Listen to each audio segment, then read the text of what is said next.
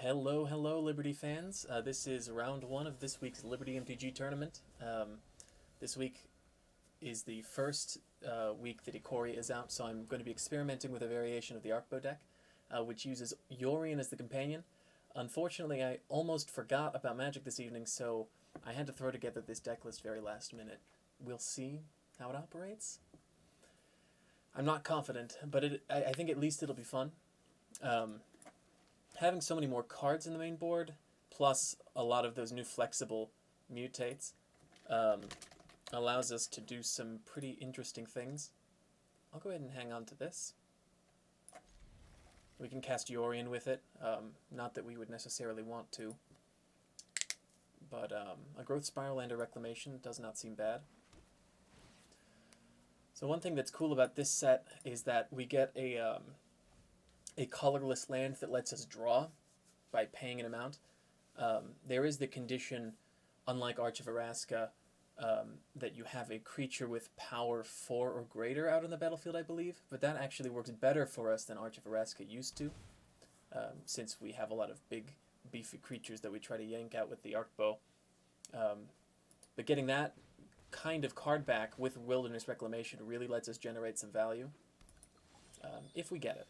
I only put one in here because there's, oh my, what is that? I've got a lot of cards that have strict casting requirements, so we don't want too many colorless lands in the deck.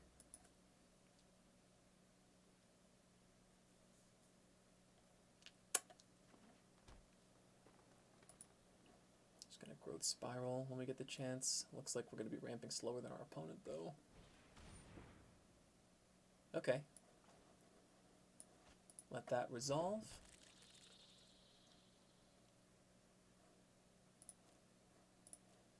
Growth Spiral.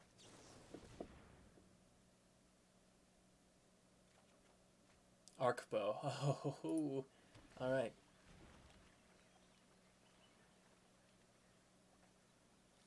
That's pretty exciting. Kiora too. Crazy.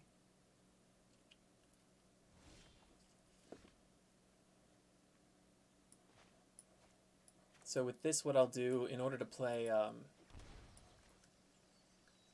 as much as I can this turn, I'm going to play Kiora, untap a land, play down Arkbow. So the next turn we can just Reclamation and then coast off of whatever we pull.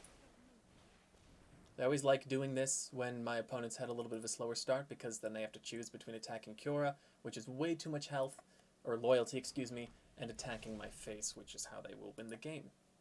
Usually my opponents opt not to attack Kiora, but that just gets us that sweet, sweet value. Both things like untapping the Arkbow and untapping Lotus Field versus drawing cards when big creatures enter the battlefield here.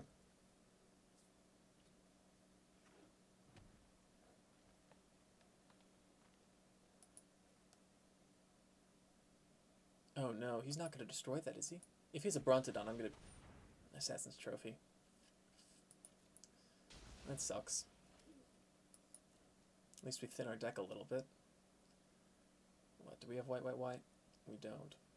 Well, but we will. So I'll take the green, since that's bound to be more... the blue. The green. We'll take the forest. Buddy. Making me sad. We'll just play Yorion here. Lets us draw a card and block some stuff. Left Beast. Okay. At least it's not coming down this turn.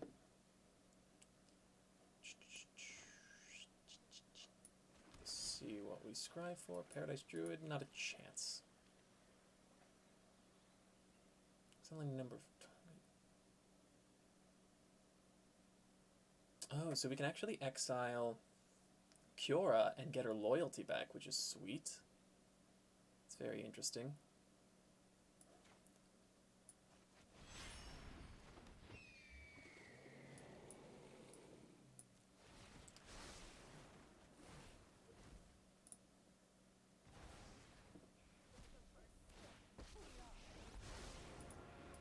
That's something that I was not expecting when I threw this together in 5 minutes. but I'm thankful for it. Lovestruck Beast, gotcha. Would like to actually draw some things, though, like useful things. We would like to. Okay, Growth Spiral's okay.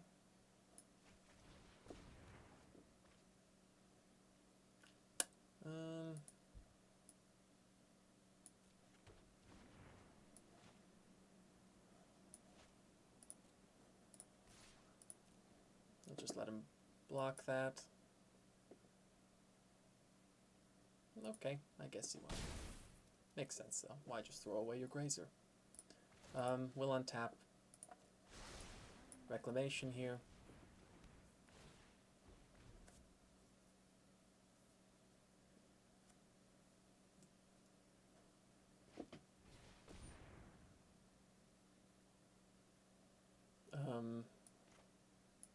We'll just Frilled Mystic that.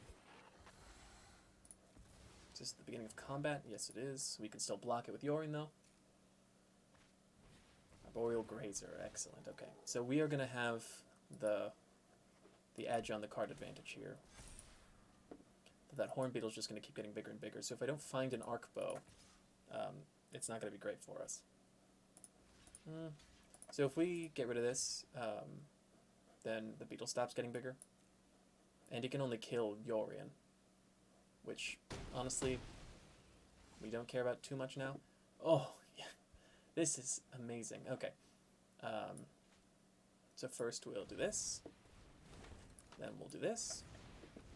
Wow, I can't believe I got a second Arkbow already. That's pretty cool. We'll play Fabled Passage. We'll just grab that. Play Arkbow. Humana, huh? We're going to be able to yoink out whatever we want. Jeez Louise. So that's 8 lands on the battlefield right now? Lead the Stampede, okay. We'll just let it happen. Because what we have is, what is that? Umori. Okay. So we have 4 Frilled Mystics in the deck. We also have 2 of the Sharks. The Shark's limitation, though, is that it can only counter creatures and artifacts, I think. Which means that we're more likely to be able to counter something that is cast when it is a creature. So, holding back on the Stampede, just in case we don't get that excellent value. Now, I guess it doesn't really matter, because we're just going to go get something, hopefully something spicy. The land count is up, so we could, you know, technically just whiff and get 8 lands. But, oh my god, this is just disgusting. Kenrith. So we don't have our black mana source yet, but Kenrith is still very good. With Wilderness Reclamation specifically. Holy.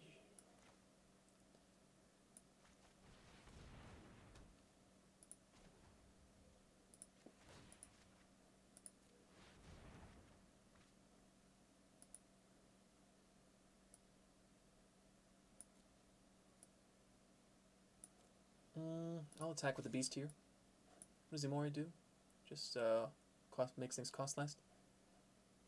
Yeah, so we'll attack with the beast.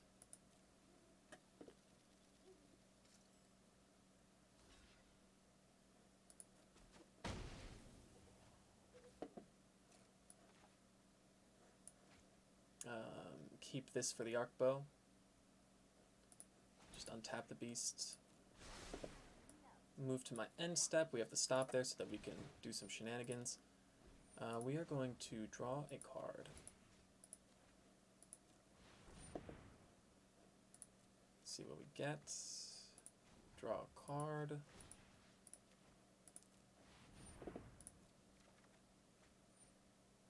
Let that resolve now.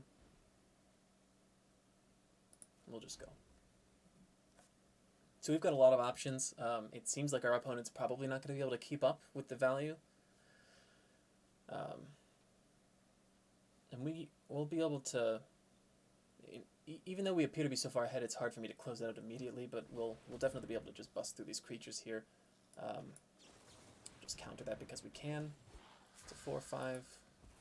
Take less time to pound through their stuff. Go ahead and just draw a card. Should probably add a third Kenrith to this. It seems very good. Especially because we just keep getting so many lands.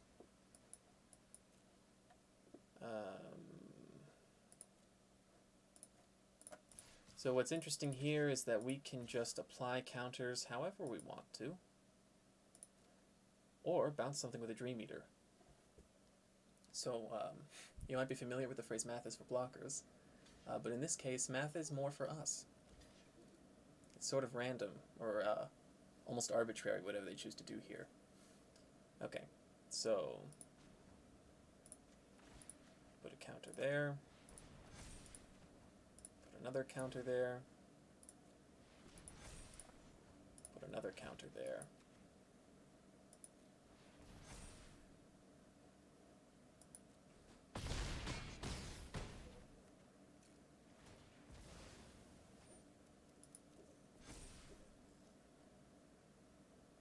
We can do intercept shenanigans, but I don't know that it's going to be super necessary, so we'll just, I don't know, just throw the Dream Eater down. This feels really unnecessary.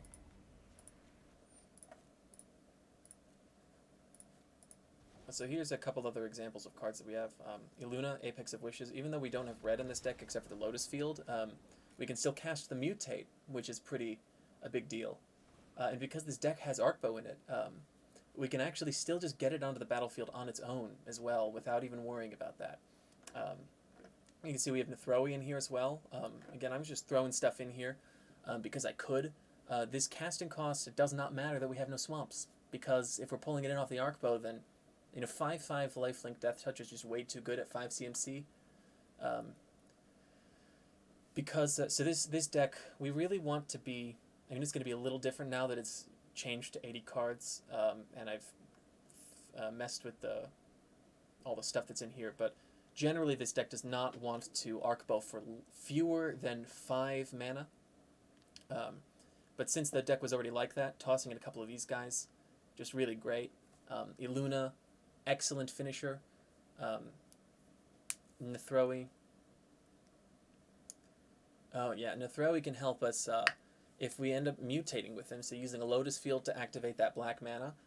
If he's in our hand and we mutate with him, then we can just pull a bunch of stuff back from our graveyard. In some cases, they have powerful enter the battle effects. Not too many right now, actually. So the main targets, I think, would be Cavalier of Dawn, Kiruga, probably Uro. If we can mutate at instant speed, then the counters would be more useful, but I guess Dream Eater's another option, and Yorin, technically. Anyway, I'm going to stop talking, just finish that sideboard phase. I don't think we're going to change anything.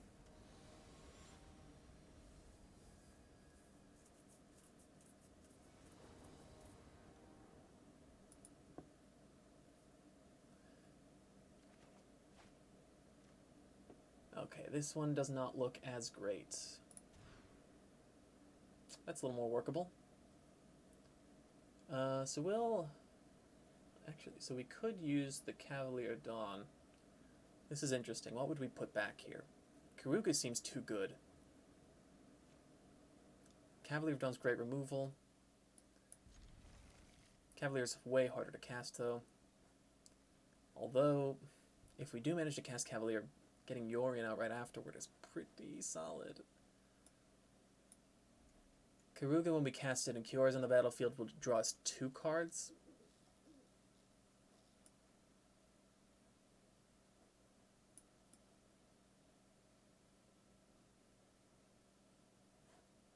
Try to play it safe.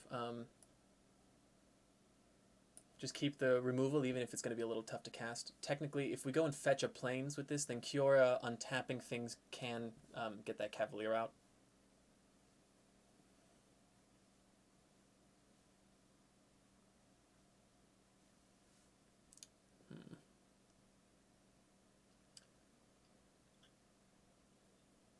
Again, it just seems really good. No matter what, we will be able to get Yorion out, and if we do it while Kyora's on the battlefield, then we'll both be able to bounce Kiora and Lovestruck Beast, and hopefully get multiple card draws. I think if Kiora and Lovestruck Beast enter the battlefield at the same time, then that'll trigger, but I'm not totally sure.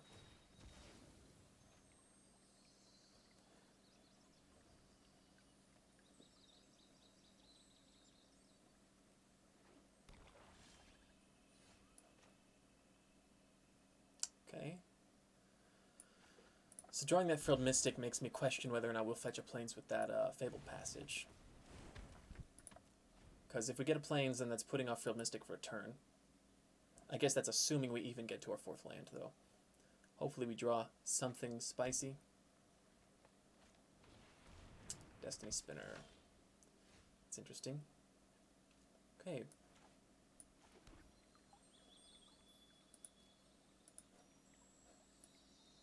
So that shuts off our counters, right? Yeah, we can no longer counter creatures.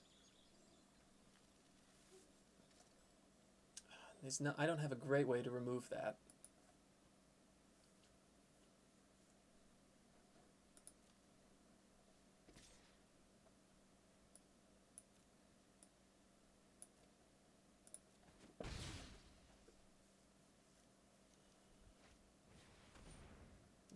Okay. The thing is, even if we draw our next land, I need a Fabled Passage now. And we don't know whether we're going to get a green or a blue anyway. Which we would need to know in order to safely cast the Frilled Mystic. So I'd rather, I think, just pull this Plains out. And we can cast Uro this turn. So...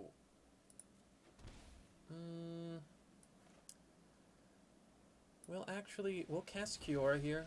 We can Uro next turn to get 2 draws.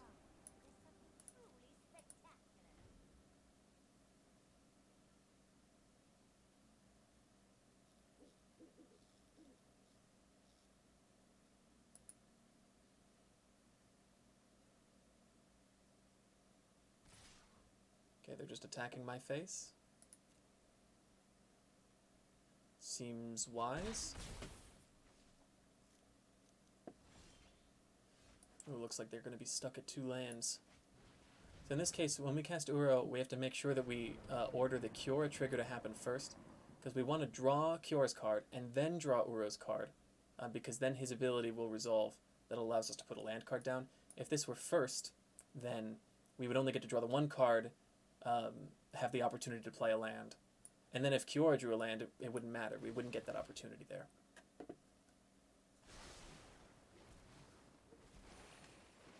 Oof. Okay.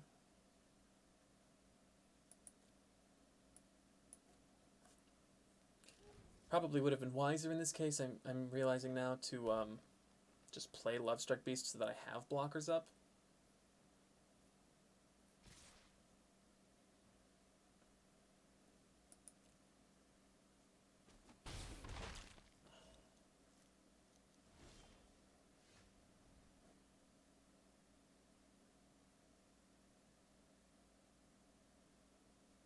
Okay.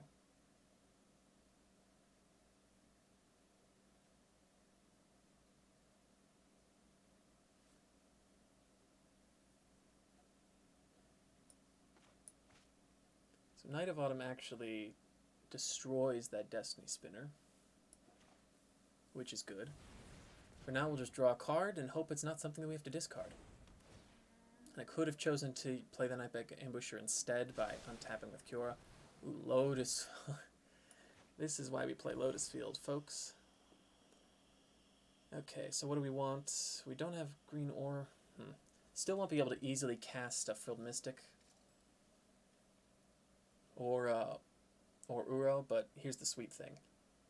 Let's just get rid of this and this. Doesn't really matter, I think. So now...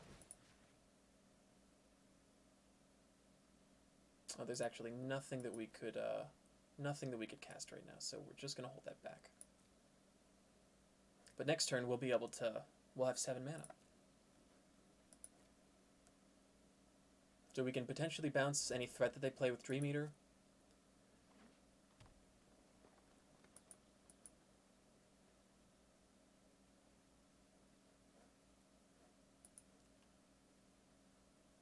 I almost want to just play this Luminous Broodmoth, though. It's awfully tempting. Seems like a fun card to mess with. Okay, Illuna. So we can play that right now.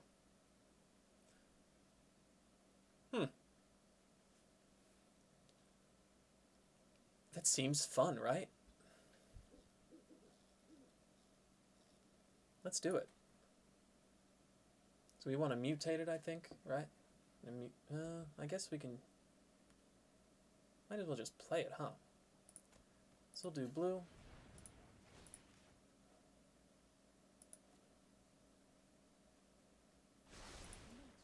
Red. Play Luna. Honkin' 6/6.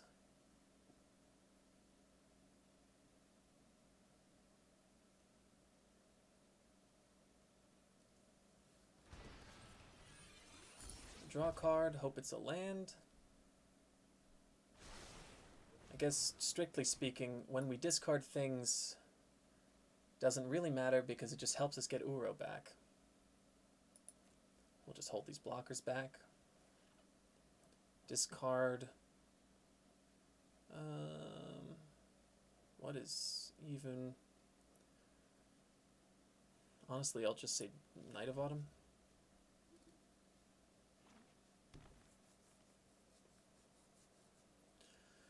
So if and when we get Kenrith, because we've got black, we'll just be able to reanimate anything that ends up in the graveyard at instant speed.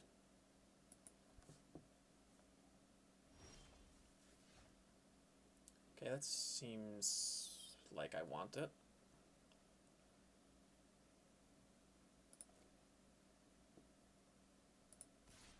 But I probably don't need to play it. We'll just attack in with Illuna.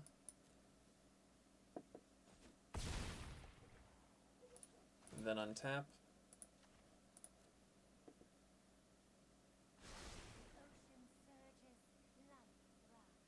1, 2, 3, and I've got 8 cards in my hand. Ay, this is so tough.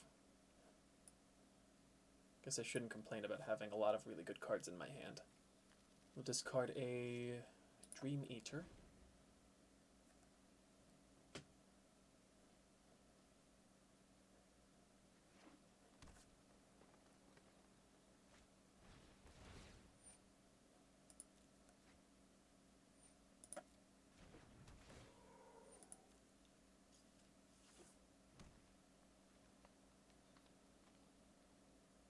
We've seen so few lands. Right? Like only like 5? 5 lands? More quarter of the way through? Okay.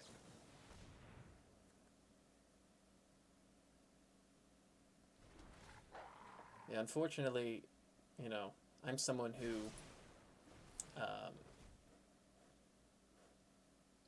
I do a ton of drafts in order to my apologies. I do a ton of drafts in order to get as many rares as I can in the game, so I do have wild cards, I have some good cards. So when I'm going up against someone who does not have like as much access to that, it's a little unfortunate.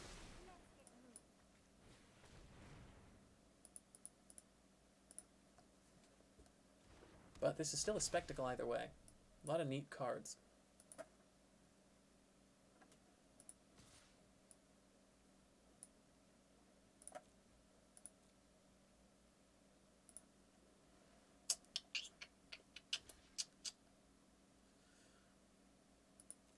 Alright, reach.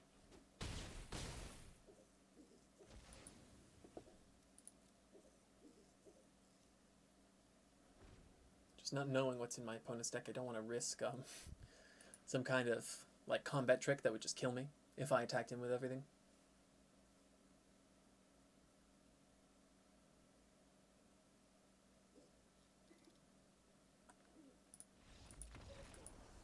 All right, that was round one. Going to be around for the next few rounds. I think we've got 10 people today, and I'm pretty sure that means 4 rounds, so definitely stick around. Beside this video, I'm going to have 3 others that are me playing, but there are also several other people who are recording their own games. Definitely go to the Liberty YouTube channel and check out those other players. But otherwise, see you back in round 2.